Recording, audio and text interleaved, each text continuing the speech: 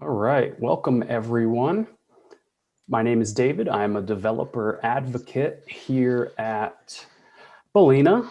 Um, I am responsible for our community engagement, and I get to show off some really cool projects that our hardware hackers get to build. So let me turn off this screen share and get onto camera real quick. And we should be good. All right, so I'm joined with today by Tomas, who's actually joining us from Buenos Aires. Tomas, you want to say hello? Yeah, hey everyone. Hey David. Yeah, I'm based in Buenos Aires, Argentina. As David said, I work as a hardware hacker for Balena, which means I get to build cool projects with our platform, and yeah, that's our our tagline. All right, cool, We build very cool cool. stuff. All So right. yeah, super. So for folks that don't know, um, if you've ever flashed an SD card with Etcher, that's actually a Balena product. It's an open source SD card and USB Yep. stick burning software. Now, we also have Balena Cloud, which is our fleet management platform, and folks use that to remotely manage their IoT devices. Whether you've got 10, 100, 1,000, or even 10,000 devices that are distributed around the world, you need a secure platform that allows you to monitor and push containers out to those devices. So, as Tomas mentioned, our hardware hackers have the amazing job of being able to build cool projects that make use of that platform so that we can show it off. So, one of the things that Tomas has put together here over the past, what do you think, Tomas? Been about a month or so since this one has been pushed live. Um, Yeah, I think so. 3 weeks at yeah, least. um, you had some of these parts laying around, and as the whole coronavirus and pandemic situation evolved, you thought, hey, it'd be kind of cool to build a temperature scanner. So I'll put a link to our blog post in here that's got all the information and has all the build steps. But Tomas, if you want to give a quick overview of what the project is, that would be super cool. Sure. So yeah, as you were saying, we were back maybe 2 months ago, or yeah, about that time, about Yep. the time when like the pandemic hit, and everyone was like, we we were all thinking, hey, what type of projects, what can we build to try and help in any way. Um, so the ventilators were most of the people was they were doing that. And we were like having an internal discussions, and I was like, hey, I have a thermal camera, maybe we can do something with that, right? We can scan people and like faces, skin, and check if like temperature is looks good. Maybe if it's a bit too high, you should go get yourself checked. So it sounded like a good idea. I had the parts laying around already, so I didn't have to order any extra stuff. So we'd say, okay, that's a good idea. Let's do it. And here's the interesting part. When I started looking in the internet, okay, what's the name of the thermal camera sensor I've got? So I started Googling stuff about it, and I found this project um, in GitHub by, I'm gonna butcher this name because it's French, but Gil Gilbert Francois, Franco, Francois. Yep. Francois. Yep. um, so basically, he had done exactly what I wanted to do with the same parts, pretty much. So he was using this same thermal sensor module I had. He was using the Raspberry Pi touch screen. He was using a Raspberry Pi too, of course. So I went and checked his project, and it was like, okay, like it's a good thing that it's done, but it's a bad thing that I didn't get to do much. But I think that's where another like interesting thing about our platform kicks in. Like, here's this project someone built, someone who has probably no knowledge or about Balena, about our platform. So let's take this project and put it and run it with our platform, right? So that was my initial goal, to get the project to run in Balena OS using Balena Cloud, which is our, as David said, our platform to manage devices. And it turns out it's super easy. Like, okay. So what I was going to say is, so what I was going to say is, so let's take a quick glance at what the parts are then that are going to be needed for this build. And like I said, I've got already the link in to the YouTube chat for folks to be able to follow along. I don't know if everybody happens to have a thermal camera laying around. I mean, I certainly don't. But, you know, I'll have you talk about what those specific model numbers are. But, you know, quick shout out to the audience. By all means, put your questions into the YouTube chat. I'll relay them through to make sure that they get answered. So yeah, if you don't mind, Tomas, let's have a quick recap of what parts you're using then. So Raspberry Pi, okay, we know that. Raspberry Pi, yeah. We've tested this with the 3s and 4. Doesn't really make much of a difference. Probably should run if you have a Pi 2 as well. Then you will need, of course, an micro SD card. Sure. You will also need a screen. In this case, I don't know if you can see it. I'm using, this is the official Raspberry Pi touchscreen. Okay, so that's I'm only from the Pi, using it. Yeah, that's from the Pi Foundation. Okay, gotcha. I'm only using the screen, so there's nothing is reacting to my touching it. So you don't need actually a touch screen. If you have just a regular screen, that's fine. And then you will need this, let's see here, this little module on the top of it. Yeah, I can see it up there. What is that? Is that the camera itself? That's the camera itself. It's a thermal camera. It has it's like a small sensor. It's not like great resolution. I mean, that's okay. I mean, I'm sure that, I'm sure that you could spend hundreds of dollars on very sensitive, professional grade equipment, but that's not the goal. Yeah, of course. That's not the goal of this project. I mean, this is in order to make a cheap home hack. So exactly. But yeah, that's basically it. And of course, you will need a power supply to power all of this. So looks pretty straightforward. You got the Pi, you got the display, the camera, the SD card, of course, and then I see some wiring there. But yep, this is the backside. Okay. And this tape job. I like that. Is that some custom duct tape work I see there? That's some custom work.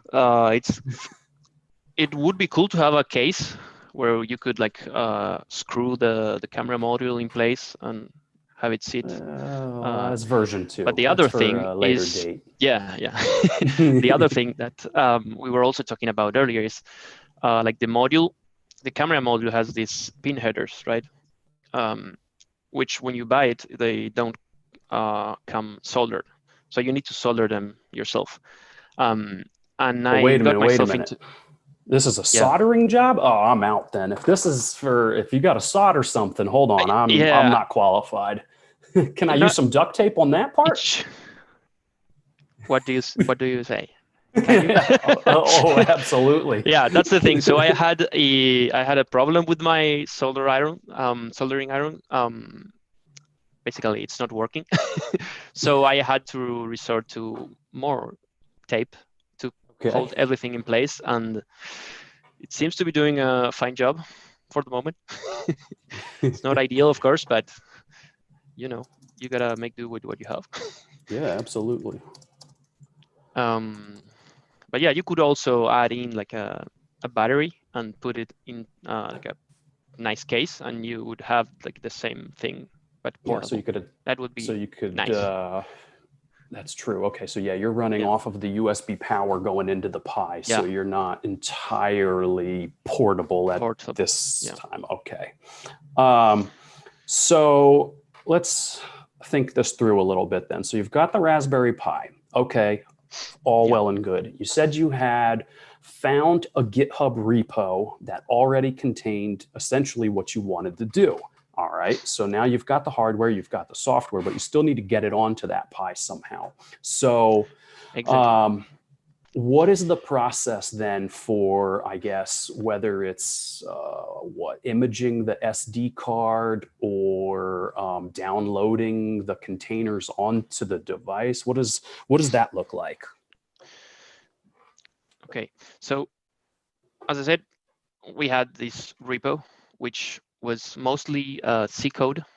It was already running, it worked, and the user who built this had detailed instructions if you wanted to run this project in Ubuntu, I think it was.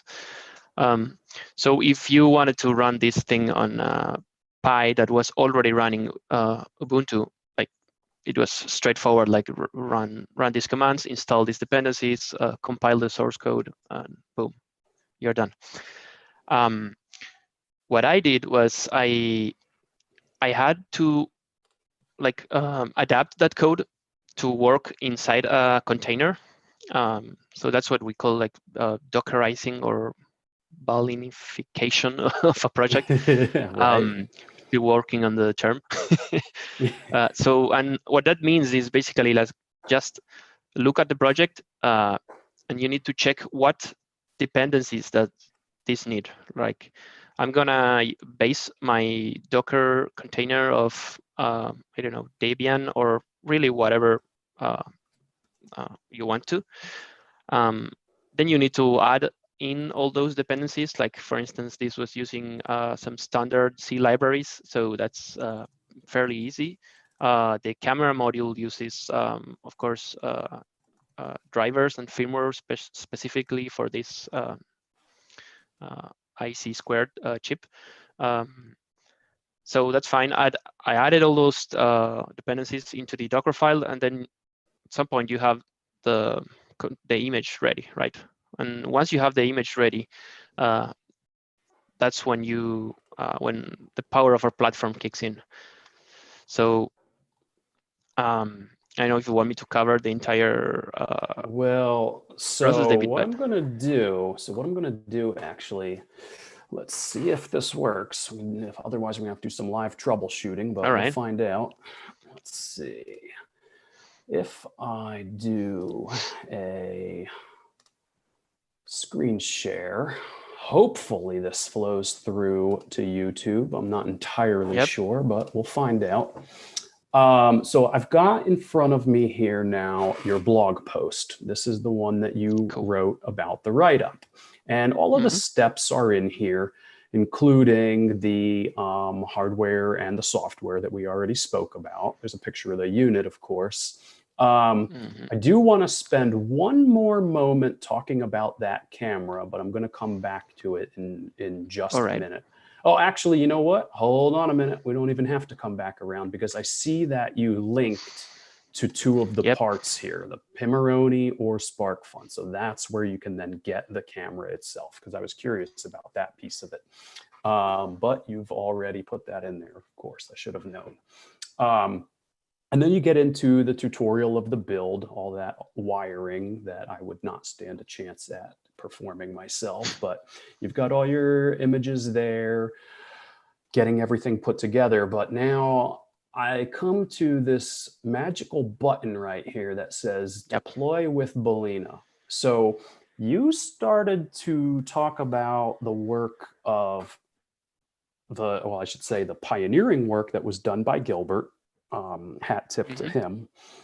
And then the balenification of it, which is placing it into the containers and getting all of that ready.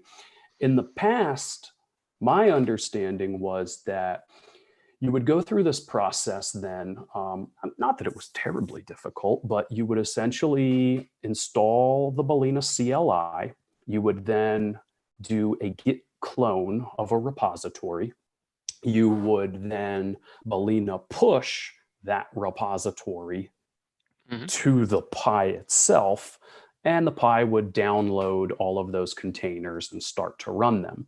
Okay, well, that's not terribly difficult, but it's a fair number of steps. Alternatively, what is this new magical button that you have integrated here into this blog post? Tell me about this. That's the easy or lazy alternative.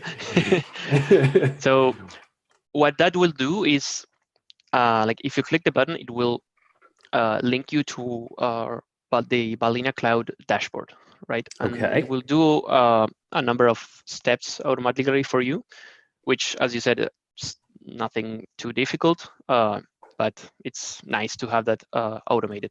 So the first Yeah. thing it will do is will create an application for you. Okay. An application in our platform is like the entity that where you say, okay, I want all my devices to be a part of this application. And that will mean that all your devices, be it you have 1 or 1,000, will always be running that application. And you can manage all of them as easily as if you had only one device.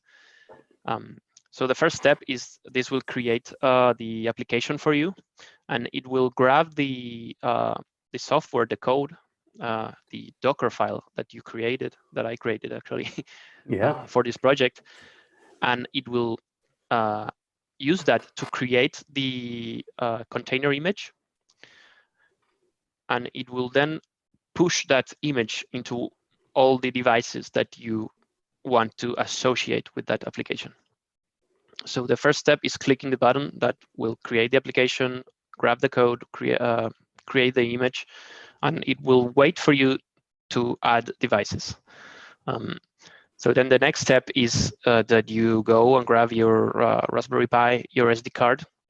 You go to that application on the dashboard, and you will have an option to add a device, which basically you need to download the OS, Balena OS, flash that using Balena Etcher, of course. And then the image you flash will already be pre-configured to go and talk to our cloud services and talk to that specific application that you just created. Yep. And that will happen automatically and over the course of 5 minutes, 10 maybe, if your internet is not that great. Your device will... Mine's not that great, so 10. Okay, let's make it 10. Yeah. Your device will be running the code that you pushed previously. And that means that, of course, the device will have an instance of this Docker container running on itself. And this process, if you have 1 device or 1,000 device, it's like the process is exactly the same. You don't need to change anything about it. Yeah, so that's interesting in a couple of aspects. All right, so first and foremost is that all of that happens automatically, other than you download the operating system is pre-configured to join that application, and once it is powered up, once the Pi is powered up, it'll automatically attach, associate, download the containers, and start running the software. So it's literally a matter of plug it in and go. Well, granted, take, in my case, 10 minutes, but fine, easy enough. So now that opens up a couple of interesting angles. yours is on your desk. It's duct taped together, which I love. But if you were to deploy these in bulk, let's say at job sites or airports or other places where, you might have large crowds of people and wanted to do rapid scanning, I could see a lot of opportunity there. So, obviously, like we said at the beginning, yours is right there on your desk. You can scan yourself, and if you don't mind, let's actually see it let's do it. in action. I want to see this thing working. Okay, I can kind of see a red outline. Yeah, the red thermal image of you. There is like I don't know if you can see it clearly. This slider here. Yeah, I see it. It has like a green range, yellowish range, and then the red range. And it will give you your skin temperature. The thing, maybe you see it. No, it's not. Yeah, I can see it going from normal to high to very high as you're getting, I think, a little closer to the monitor. It's probably putting out some heat. Yeah. So I can see skin that temperature, it has a range of normal temperatures. It's like 32 to 34-ish Celsius, which is around 90 degrees Fahrenheit, I think. Yeah, that sounds about right, give or take. So it's not body temperature. It's a bit lower than the body temperature, of course. But it's actually skin temperature, so the range is lower. But yeah, it gives you like this slider. It gives you the temperature, and then here, for example, it says high because it's picking up it's picking up the screen somehow. And the screen is apparently very hot. It's putting out heat. Of course. This is not a medical device. Right. No, I understand that. But it's a way to give a quick glance check. I could see it being used, like I say, in large crowds. Okay, I mean, I'm trying to think of lines, long lines, such as you see or entering maybe entering a sports venue or a concert or some kind of thing in the future where you've got this giant crowd control, and you want to do some rapid checking that certainly you need to pull select individuals for further tests, and it's also contactless. Like you don't need to interact with it in any way. No touch.